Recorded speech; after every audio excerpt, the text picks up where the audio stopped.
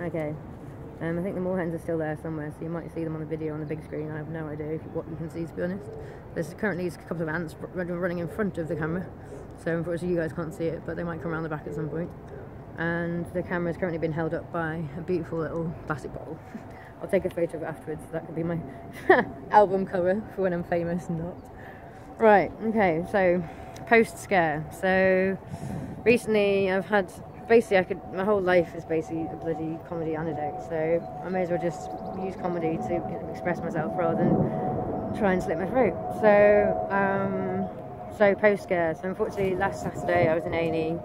I thought I might be having a miscarriage because I unfortunately don't listen to this family. This is another video that the family shouldn't hear. I had a miscarriage. Oh no, I thought I was having a miscarriage because I foolishly use the withdrawal method. Don't ever do it. You'll get diseases and you'll get pregnant. So I know it's great at the time, and yes, I hadn't had sex for a year and a half, so I got a bit excited. What can you do? Hormones are hormones. But yeah, so basically this guy was incredibly paranoid about abortion and basically didn't want my child, so it's a bit of his stupid fucking fault for wanting his cock inside me then. But anyway, so he potentially caused this scare for myself. My symptoms were I had been bleeding for 5 days, yeah, I've been bleeding for 5 days from my ass, if I'm honest, and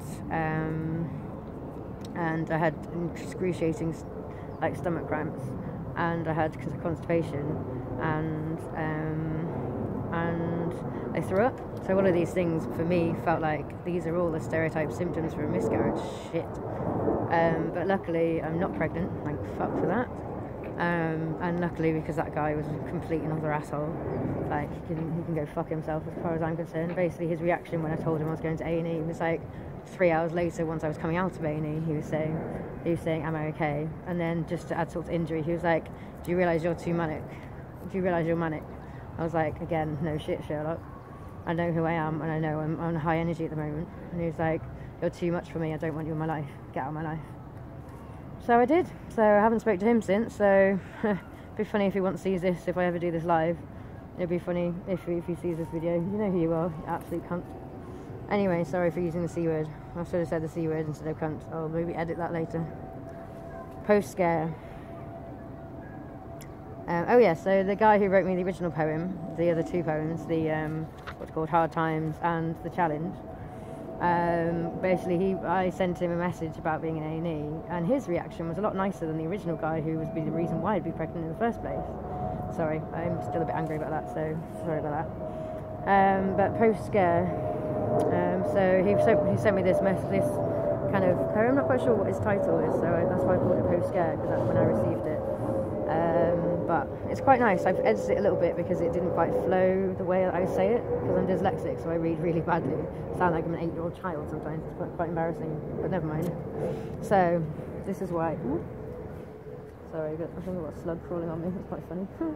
Okay, so there is a power subliminal.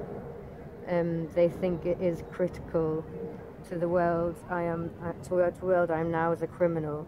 The stances we take are so mythical. The illusion of one compared to the none.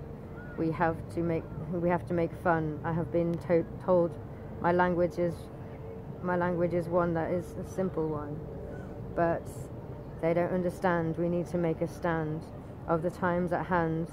The reality we live in is the times wherein they struggle through all of the cruelty. For they have not seen how things could be better. Lift is a gift, it's not a mist. It is not a fist in your face. Don't fall for the rat race. We are just humans that fight for our rights. I know that I must be someone.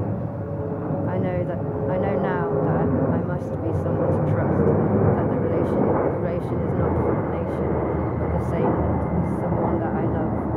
That someone is that I must love you. There you go. So it's a bit of a love poem actually, in some ways. Like I didn't quite. The end is very much a love poem, so I don't know if you were intending to do that or not, guys. I'm not going to mention names, but you know who you are. All right then. So next poem.